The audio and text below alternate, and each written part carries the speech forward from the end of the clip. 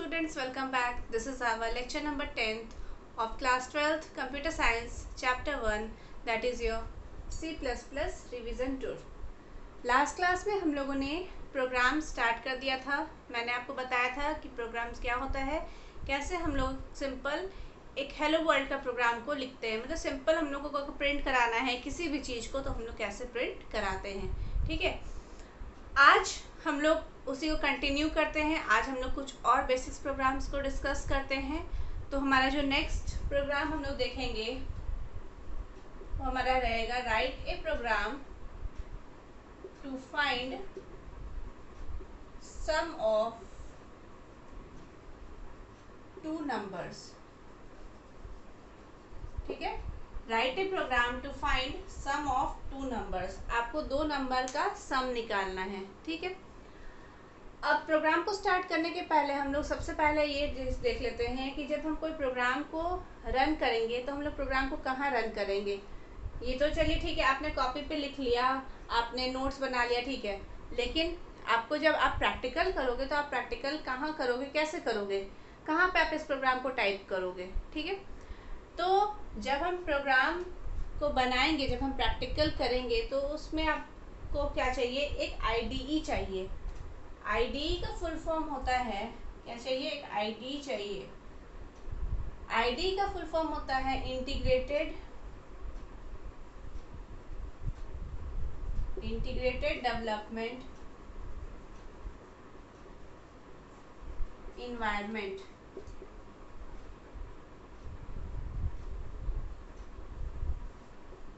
Integrated development environment. आपको programme को लिखने के लिए आपको क्या, एक आईडी की ज़रूरत है. मतलब कि आपको क्या चाहिए, एक एडिटर चाहिए जिसके अंदर आप उस प्रोग्राम को लिख सकते हो. ठीक है, तो हम लोग जो बेसिकली जो यूज़ करते हैं वो है हमारा टर्बो का कंपाइलर.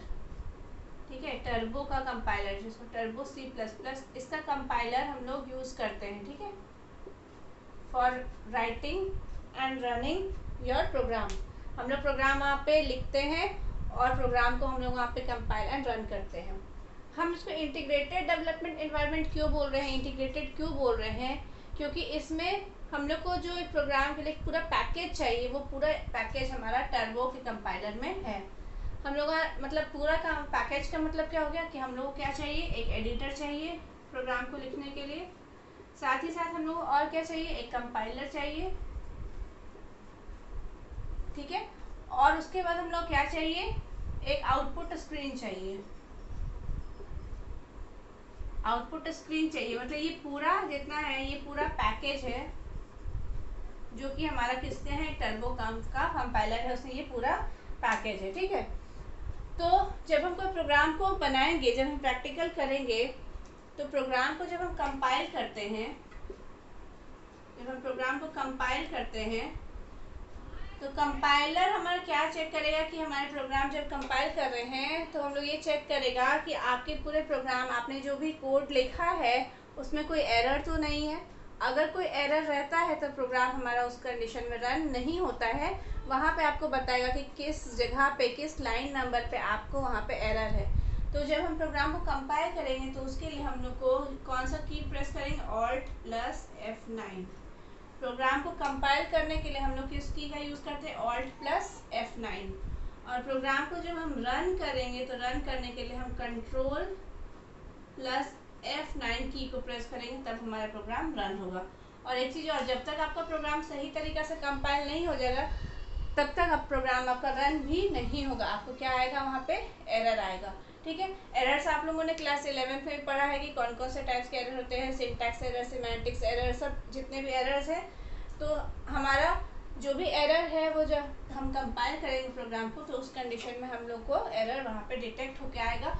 और जब हम उस एरर को सही कर लेंगे तब उसके बाद हमारा प्रोग्राम रन होगा. ठीक है, और प्रोग्राम रन हमारा होगा तो हम लोग को आउटपुट स्क्रीन आएगा.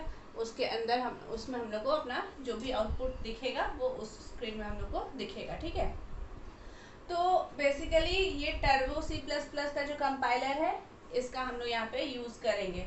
जब हम कोई प्रोग्राम को सेव करते हैं C++ का प्रोग्राम का, तो .cpp हम उसका क्या लगाते हैं, एक्सटेंशन लगाते हैं, क्या, .cpp, ठीक है, ये इसका एक्सटेंशन होगा। आप प्रोग्राम का नाम कुछ भी रखो, मान लीजिए मैंने ये सम का प्रोग्राम बनाया और इसका नाम रख दिया सम, उसको सेव किया किस नाम से, sum.cpp, ठीक है, मतलब आगे कौन सा एक्सटेंशन लगेगा, .cpp एक्सटेंशन आपका लगेगा। जब हम इसी प्रोग्राम को सेव करेंगे तो क्या करेंगे, हम जो भी नाम दें XYZ, जो ABCD जो नाम हम देंगे, लेकिन उसके आगे एक्सटेंशन कौन सा लगेगा आपका, .cpp। क्लियर है यहाँ तक आप लोगों को कि हम लोग प्रोग्राम को कहाँ रन करेंगे, कैसे रन करेंगे, ठीक है। अब चलिए, अब हम लोग प्रोग्राम को स्टार्ट करते हैं। ध्यान रखिएगा, जब हम प्रोग्राम को कंपाइल करेंगे तो उसके लिए Alt+F9 की का यूज़ करेंगे, और जब रन करेंगे तो Ctrl+F9 की का हम यूज़ करेंगे अपने कीबोर्ड से। क्लियर है। अब चलिए, अब हम लोग एक सिंपल सा बेसिक प्रोग्राम को लिखते हैं, जो कि है आपको दो नंबर को क्या करना है, ऐड करना है, मतलब सम करना है। देखिए, हम प्रोग्राम ऐसे ही नहीं लिख लेते हैं, हम लोग को देखना होगा। सबसे पहले कोई भी प्रोग्राम लिखने के पहले हम लोग सोचते हैं कि उसमें हम लोग को क्या करना है, एडिशन करना है, सम निकालना है, इसका मतलब कि एडिशन करना है ना। तो आप जानते हो कि किसी भी दो नंबर को ऐड करने के लिए हम लोग को क्या चाहिए होगा, दो वेरिएबल हम लोग को चाहिए होगा। किसी भी नंबर को ऐड करने के लिए हम लोग को दो वेरिएबल की ज़रूरत होगी, ताकि दोनों नंबर को एक एक वेरिएबल में हम स्टोर कर सके। जो पहला नंबर हम इनपुट करेंगे वो पहले वेरिएबल में स्टोर होगा, क्योंकि एक बार में एक वेरिएबल में एक ही वैल्यू जा सकता है आपका, है ना। और उसके बाद नेक्स्ट वाले जो वेरिएबल रहेंगे उसमें हम सेकेंड वैल्यू जो एंटर करेंगे वो आपका सेकेंड वाले वेरिएबल में स्टोर होगा। क्लियर है। और वो दोनों का रिजल्ट हमको कहाँ पे, जो दोनों का ऐड करेंगे तो उसका कुछ रिजल्ट आएगा, जो भी दोनों वेरिएबल को ऐड करेंगे तो उसका जो रिजल्ट आएगा उसको भी अगर हमको किसी तीसरे वेरिएबल में स्टोर करना है तो उसके लिए भी हमको एक वेरिएबल लेना पड़ेगा। क्लियर है। तो चलिए, सबसे पहले हम आपको बताए थे कि जब भी हम कोई प्रोग्राम को लिखते हैं तो हमारा प्रोग्राम जो स्टार्ट होता है तो हम लोग क्या करते हैं, हेडर फाइल को इंक्लूड करते हैं सबसे पहले, क्योंकि बिना हेडर फाइल को इंक्लूड किए हुए आप जो भी लिखोगे इंस्ट्रक्शन वो आपका समझ में नहीं आएगा, आपके कंपाइलर को कि क्या है, और वहाँ पे वो एरर देगा। क्लियर है। तो सबसे पहले हम क्या लिखते हैं, hash include, INCLUDE, hash include, फिर यहाँ पे एंगल ब्रैकेट के अंदर iostream.h, ठीक है। नेक्स्ट कौन सा हेडर फाइल हम देते हैं, हैश इंक्लूड conio.h, ये हम आप लोगों को लास्ट क्लास में बता चुके हैं कि हैश इंक्लूड iostream.h, conio.h क्या हमारा होता है, ठीक है। लास्ट की वीडियो में हम लोगों ने डिस्कस किया है। नेक्स्ट क्या है, प्रोग्राम कहाँ से स्टार्ट होगा, हमेशा मेन फंक्शन से, तो उसके लिए क्या लिखते हैं, वॉइड मेन।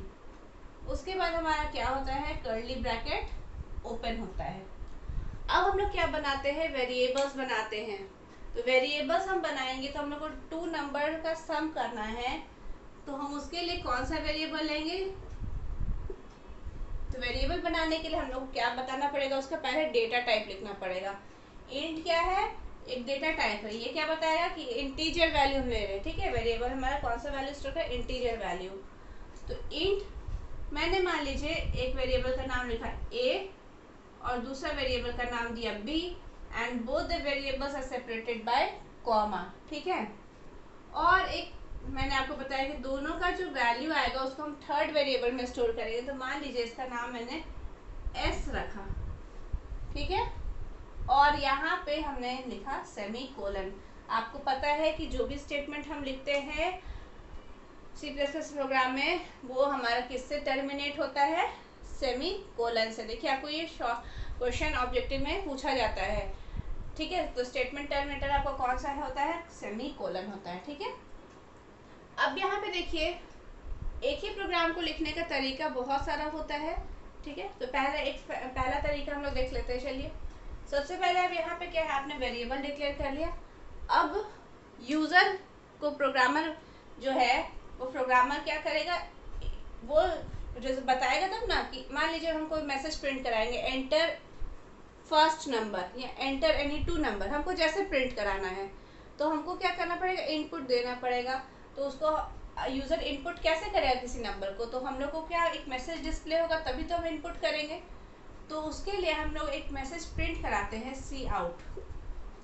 ध्यान रखिएगा यहाँ पे सब छोटा में लिख रहे हैं सी आउट। इसमें डबल कोटेशन हम लिखेंगे एंटर एनी टू नंबर,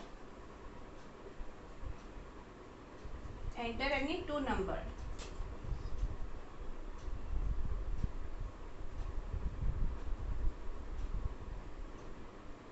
ठीक है, यहाँ पे डबल कोटेशन बंद और यहाँ पे सेमीकोलन।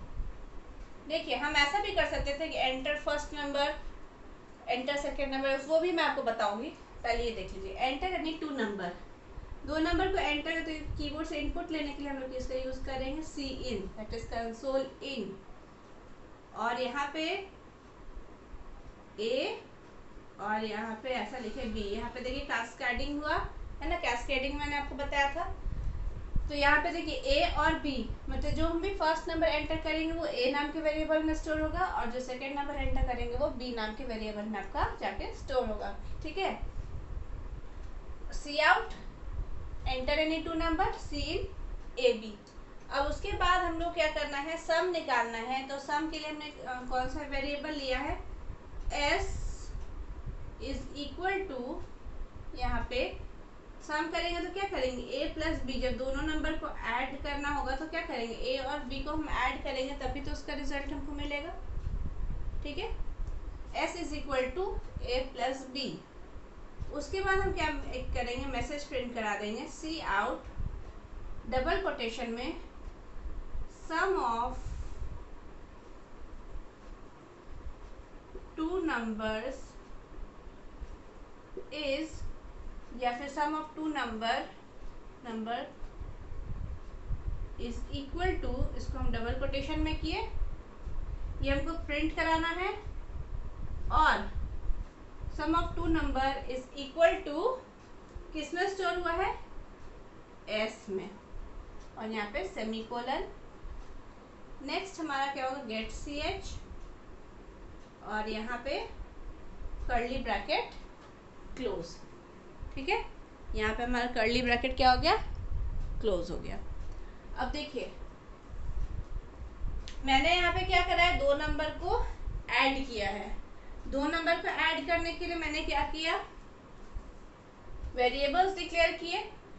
सबसे पहले अब इसका आउटपुट देखिए, आउटपुट क्या आएगा आपको, आउटपुट जो आएगा वो आपको मैसेज क्या प्रिंट होगा, यहाँ पे देखिए आउटपुट क्या आएगा इसका। सबसे पहले आएगा एंटर एनी टू नंबर। अब यहाँ पे देखिए आउटपुट आने के लिए पहले हम लोग क्या करना पड़ेगा, कंपाइल करना पड़ेगा। तो कंपाइल करने के लिए हम लोग क्या करते हैं, ऑल्ट प्लस F9 की जब हम प्रेस करेंगे, जब हम प्रैक्टिकल करेंगे तो प्रेस करेंगे तो आपका जो कंपाइलर है वो चेक करेगा कि आपका पूरे प्रोग्राम में कहीं कुछ एरर तो है नहीं। अभी तो फिलहाल मेरे प्रोग्राम में यहाँ पे कुछ एरर नहीं है, लेकिन अगर कुछ एरर रहता, मान लीजिए कि मैंने यहाँ पे सेमीकोलन छोड़ दिया होता, यहाँ से मैंने यहाँ पे कर्ली ब्रैकेट का यूज़ नहीं किया रहता, यहाँ पे भी हो सकता है सेमीकोलन मेरा छूट जाता, या फिर मान लीजिए यहाँ पे मैंने डबल कोटेशन नहीं लगाया होता। तो जब आप कंपाइल करते एक बॉक्स खुलेगा जिसके अंदर क्या रहेगा, आपको बता देगा कि किस किस लाइन में आपका एरर है। ये आपको बता देगा आपका सेमीकोलन मिसिंग है तो आप यहाँ सेमीकोलन लगा दीजिएगा। आपको बताएगा कि इस लाइन में आपका क्या है, कर्ली ब्रैकेट क्लोज नहीं हुआ है, ये मिसिंग है तो आप यहाँ पे लगा दीजिएगा। कहने का मतलब आप जब कंपाइल करोगे तो आपको कंपाइलर बता देगा कि आपका कहाँ कहाँ पे एरर है और आप उसको फिर सुधार लोगे और उसके बाद प्रोग्राम को रन करेंगे। तो देखिए इसका आउटपुट क्या आएगा। तो सी आउट में मैंने बताया था जो भी चीज़ को डबल कोटेशन में हम लिखते हैं वो एज इट इज प्रिंट होता है। तो आपको सबसे पहले एक मैसेज आएगा, एंटर एनी टू नंबर्स। ये जैसे लिखा हुआ है एज इट इज, आप कैपिटल में लिखोगे तो कैपिटल में, स्मॉल में लिखोगे स्मॉल में, मतलब जैसा आप लिखोगे ये एज इट इज आपका यहाँ पे ये आ जाएगा। उसके बाद एंटर एनी टू नंबर, आपको दो नंबर को एंटर करने के लिए मैसेज देगा तो आप क्या करोगे, दो नंबर एंटर किए। मान लीजिए मैंने एक बार 10 प्रेस किया, फिर एंटर प्रेस करके नेक्स्ट 20 प्रेस किया, ठीक है। मैंने दो नंबर को एंटर किया, एक 10 और एक 20।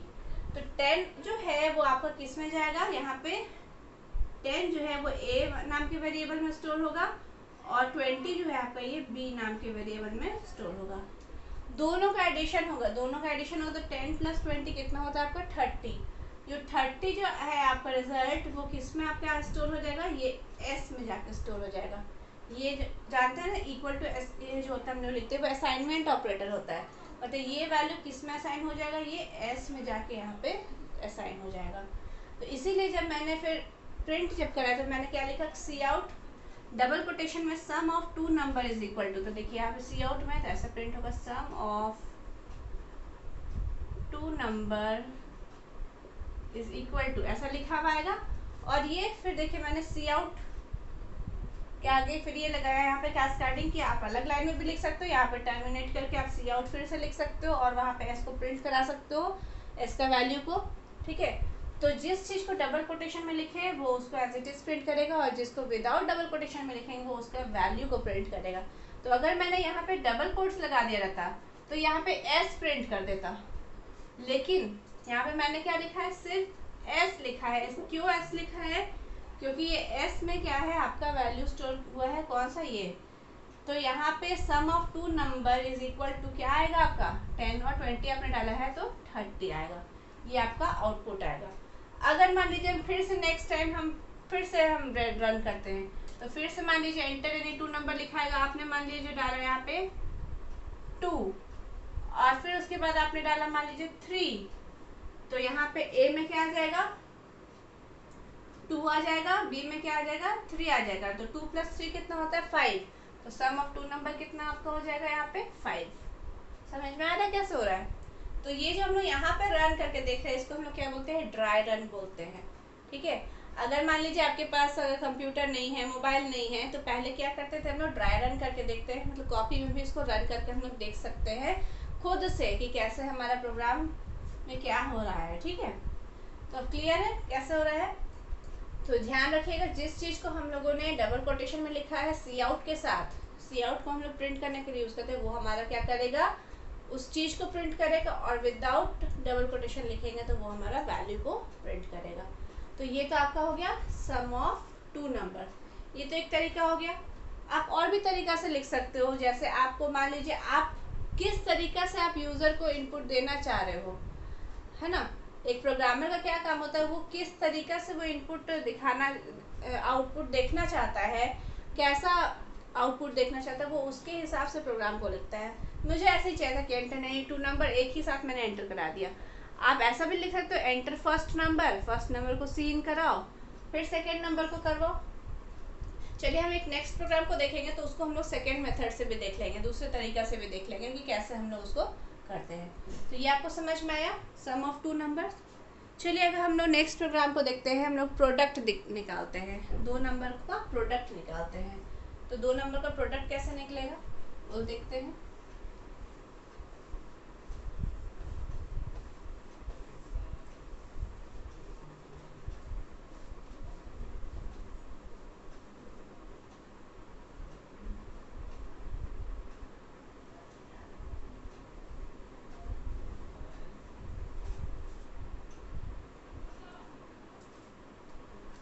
Write a program to find product of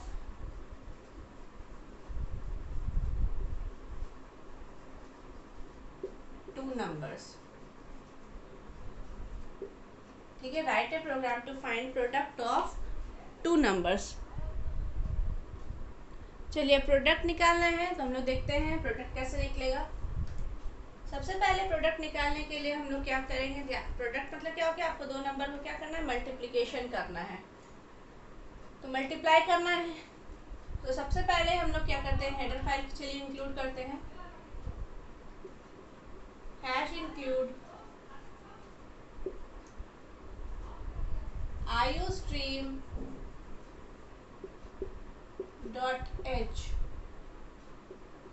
next है #include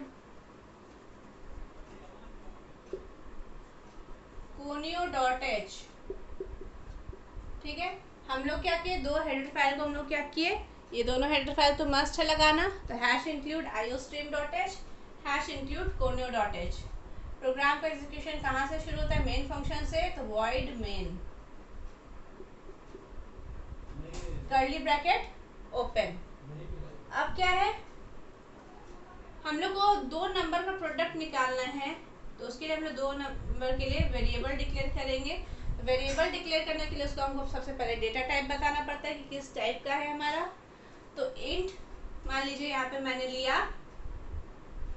a और b, 2 नंबर को इनपुट करने के लिए मैंने 2 वेरिएबल लिया। और प्रोडक्ट के लिए मान लीजिए मैंने ऐसा कुछ लिखा, एक c नाम का, या फिर चलिए p नाम से,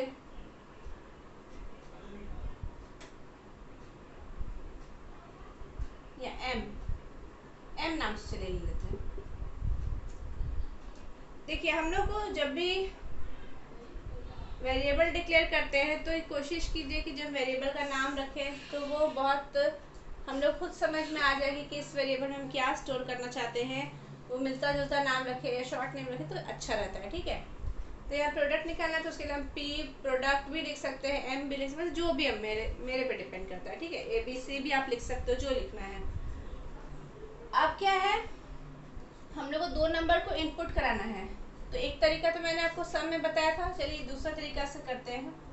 इनपुट करने के लिए सबसे पहले हम यहाँ पे एक मैसेज प्रिंट करेंगे, सी आउट। एक मैसेज प्रिंट कराते हैं सबसे पहले, एंटर फर्स्ट नंबर, ठीक है, enter first number.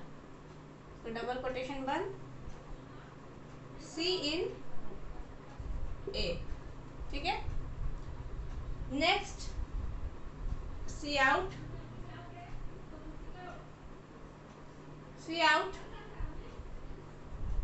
Enter second number,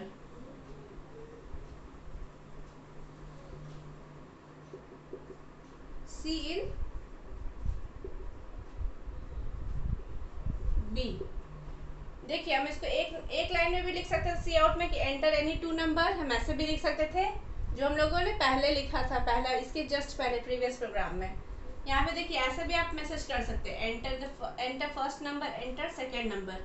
तो जो पहला नंबर डालेगा वो ए नाम के वेरिएबल में स्टोर होगा, दूसरा वेरिएबल आप इनपुट करो तो कहाँ आपका बी नाम के वेरिएबल में स्टोर होगा। इनपुट कराने हमने यहाँ पे देखिए सी इन का यूज़ किया है, प्रिंट कराने के लिए आउटपुट को सी आउट का यूज़ किए हैं। क्लियर है। अब उसके बाद 2 नंबर एंटर हो गया। अब क्या करना है, इसका प्रोडक्ट निकालना है। इसके लिए हम लोगों ने क्या किया है, एक m नाम का वेरिएबल लिया है और प्रोडक्ट करने के लिए हम लोगों को क्या करना पड़ेगा, a इंटू बी, तभी तो ये दोनों का प्रोडक्ट होगा। तो a इंटू बी किसमें स्टोर है, m वेरिएबल में, ठीक है। उसके बाद अब इसको क्या करना है, cout product of 2 number is equal to, किसमें स्टोर है आपका, m में, है ना। फिर गेट ch और ब्रैकेट यहाँ पे कर्ली ब्रैकेट ओपन हुआ है। अब यहाँ पे कर्ली ब्रैकेट आपका क्या हो जाएगा, क्लोज हो जाएगा। क्लियर है। तो देखिए यहाँ पे क्या हुआ, आपका जो आउटपुट आएगा वो कैसे आएगा। सबसे पहले आपको ये मैसेज प्रिंट होगा, enter first number, enter first number. आपने मान लीजिए फर्स्ट नंबर डाला 2। नेक्स्ट आपको फिर मैसेज आएगा, enter second number, enter second number. मैंने मान लीजिए डाला 5, ठीक है। फर्स्ट नंबर 2 डाला, सेकेंड नंबर मैंने डाला मान लीजिए 5, ठीक है। तो ये किस में स्टोर होगा आपका, बी में स्टोर होगा। ए में क्या स्टोर होगा आपका, ए नाम का वेरिएबल में स्टोर होगा आपका 2, और बी नाम के वेरिएबल में स्टोर होगा क्या आपका 5, आपकी मेमोरी में जाके, है ना। और ये दोनों कितना कितना बाइट का मेमोरी ऑक्यूपाई करेगा, इंटीजर टाइप का डेटा टाइप है तो 2-2 बाइट का मेमोरी ऑक्यूपाई करेगा, ठीक है। अब यहाँ पे क्या है, नेक्स्ट मैसेज क्या आएगा, दोनों का मल्टीप्लिकेशन होगा। आपने जैसे ही एंटर कर दिया 2 और 5, तो 2 किस में गया, ए में गया, और 5 किस में गया, बी में गया। दोनों का मल्टीप्लिकेशन होगा तो 2 इंटू 5 कितना हो जाएगा आपका 10, और ये जो 10 है वो किस में आके स्टोर हो जाएगा, वो एम वेरिएबल में आपका स्टोर हो जाएगा। ये एम जो मैंने वेरिएबल यहाँ पे डिक्लेयर किया है, ठीक है। अब उसके बाद यहाँ पे फिर क्या है, सी आउट है, तो सी आउट का क्या काम, मैसेज को प्रिंट कराएगा। तो प्रोडक्ट ऑफ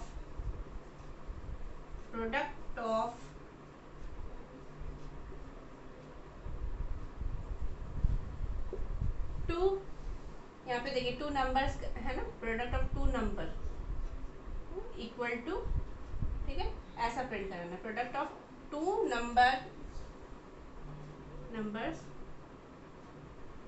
इक्वल टू तक मैंने प्रिंट कराया है, उसके बाद डबल कोटेशन किया है ना। तो product of 2 number is equal to M. M क्या है, एम में क्या है आपका, यहाँ पे क्या स्टोर हुआ, 10, तो यहाँ पे क्या आ जाएगा आपका आउटपुट पे 10। क्लियर है कैसे हुआ। तो 2 नंबर का जब प्रोडक्ट निकाले तो देखिए इसको हम लोग एक लाइन में भी लिख सकते थे, और उसके बाद हम लोग ये दूसरा तरीका से लिखे। और भी तरीका है, जैसे मान लीजिए मैंने यहाँ पे एंटर यानी 2 नंबर कराया, सीन कराया ए बी, जैसे मैंने पहले किया। उसके बाद यहाँ पे जो इस वेरिएबल में स्टोर करें वहाँ पे नहीं करके हम डायरेक्टली यहाँ पे भी कर सकते। जैसे मैंने यहाँ पे एम नहीं लिख के, ये वाला स्टेटमेंट यहाँ नहीं लिख के, मैंने क्या किया, यहाँ पे भी हम अगर ऐसा कुछ लिख दे ए इंटू बी, तो ये क्या करेगा, दोनों का मल्टीप्लिकेशन करके आपको वहाँ पे आउटपुट दे देगा। तो यहाँ पे मैंने क्या किया, इस तरीका से किया है। आप पे डिपेंड करता है कि आप किस तरीके से प्रोग्राम को लिखो। एक ही प्रोग्राम को एक से ज़्यादा तरीका होता है लिखने का, तो वो आप पे डिपेंड करता है कि आप प्रोग्राम को किस तरीका से लिख रहे हो, ठीक है। तो ये क्लियर है प्रोडक्ट कैसे निकला हमारा, ठीक। चलिए नेक्स्ट एक प्रोग्राम और देखते हैं। नेक्स्ट प्रोग्राम हम लोग देखते हैं, मान लीजिए हमको 3 नंबर का एवरेज निकालना है, 3 नंबर का, 5 नंबर का, जैसे भी आप जो भी निकालो।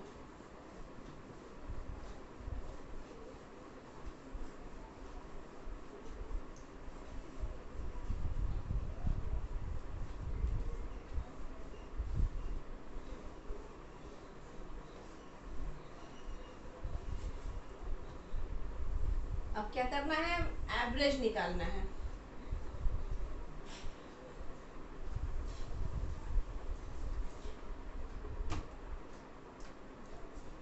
क्वेश्चन है,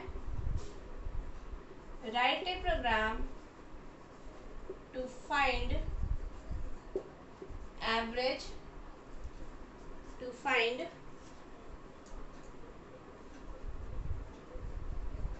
एवरेज ऑफ,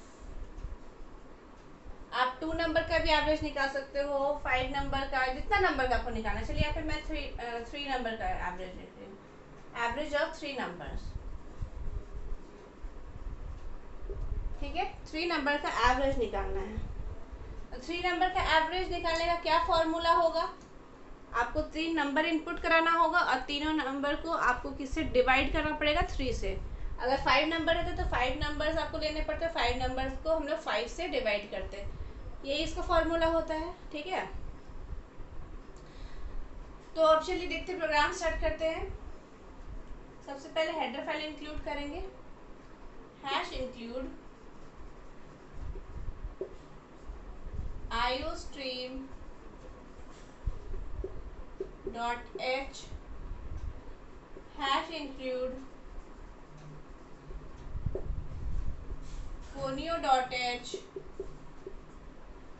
अब उसके बाद main function void main।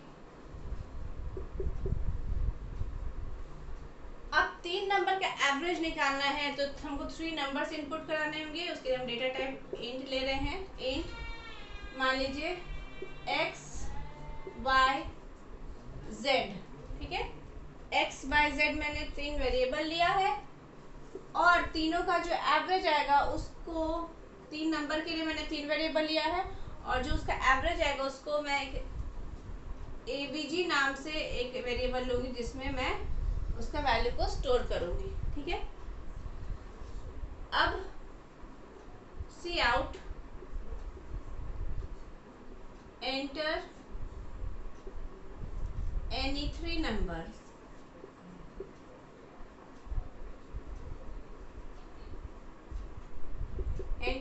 3 numbers. आपने एक मैसेज प्रिंट कराया, enter any 3 numbers. Message print कराने के लिए मैंने सी आउट का यूज़ किया 3 नंबर को इनपुट करने के लिए। ठीक है, आप ऐसे भी कर सकते थे, एंटर फर्स्ट नंबर, फिर एक सीन लेते, जैसे इसके प्रोडक्ट मैंने निकाला उसमें आप क्या कर सकते थे, वैसे भी लिख सकते थे। यहाँ पे मैंने एक ही साथ लिख लिया है, cin X Y, sorry X Y Z. ठीक है, यहाँ पे मैंने एक्स वाई जेड में एक्स में पहला जो मैं वैल्यू डालूंगी वो एक्स में स्टोर होगा, सेकंड वैल्यू वाई में होगा और थर्ड वैल्यू आपका जेड में जाके स्टोर होगा। क्लियर है? अब उसके बाद क्या है, सी मैंने किया एक्स वाई एंड जेड। अब मुझे क्या करना है, एवरेज कैलकुलेट करना है। एवरेज कैलकुलेट करने के लिए फॉर्मूला क्या होता है, average equal to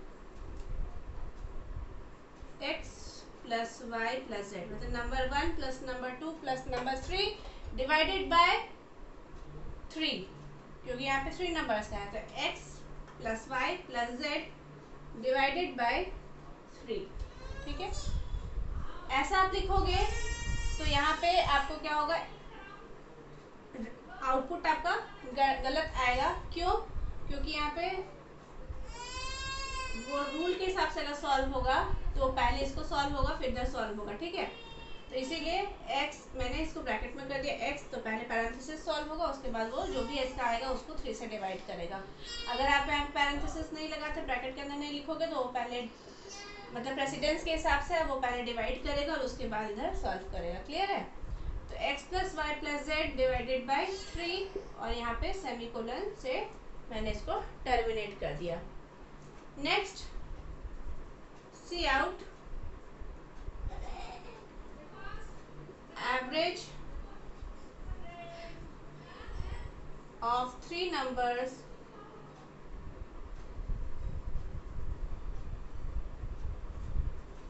is equal to average of 3 numbers is equal to, यहाँ पे डबल कोटेशन में ए बी जी। ठीक है, ए बी जी, उसके बाद गेट सी एच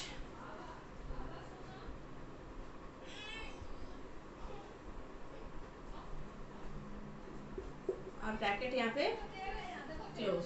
ठीक है, एवरेज ऑफ 3 नंबर्स वो किस में स्टोर होगा, आपका एबीजी वेरिएबल्स में। क्लियर है? तो ये आपका क्या हो गया, एवरेज का 3 नंबर का अगर आपको एवरेज निकालना है तो ये एवरेज का प्रोग्राम हो गया। अब यहाँ पे देखिए, आपको सबसे पहले मैसेज आएगा एंटर एनी 3 नंबर्स। आप 3 नंबर्स को एंटर करोगे, जो भी आप 3 नंबर, मान लीजिए मैंने 1 किया, 2 किया और 3 किया।